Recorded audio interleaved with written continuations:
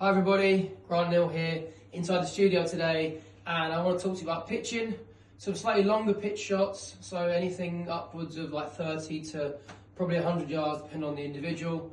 Anything inside of 30 yards is going to be more of a chip shot where we're not really using too much of our wrist and it's a little bit of a wider swing. But usually most people that I coach, if I ask them to hit me a 60 and then a 70, 80 or whatever it may be, it's generally a little bit of a guess.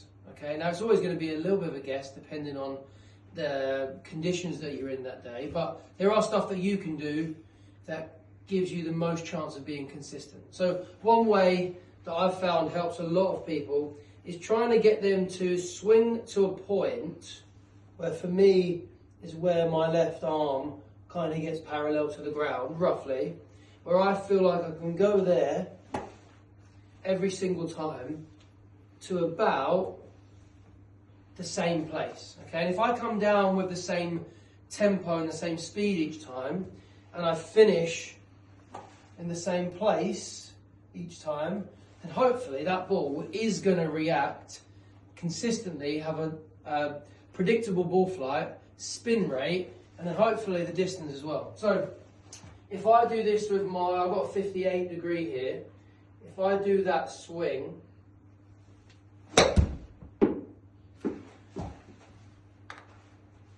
we can see there that the golf ball carried 47 yards. If I do that exact swing again, then the ball should go a similar distance. So that one there was 49, so 2 yards between them, okay? So let's say for me, roughly my 58 is between or close to 50 yards. If I do the same swing with the next club in my bag, whatever that is for you, for me it's the 54 degrees. If I do the same swing, what feels like the same swing, and that ball now goes closer to 60 yards carry, again same swing,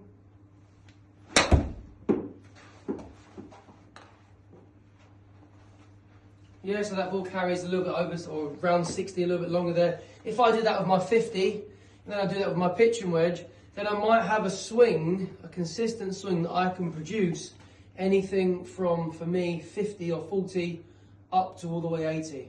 Anything shorter than that is going to be a chip. Anything longer than that, you're actually looking more into a full swing anyway.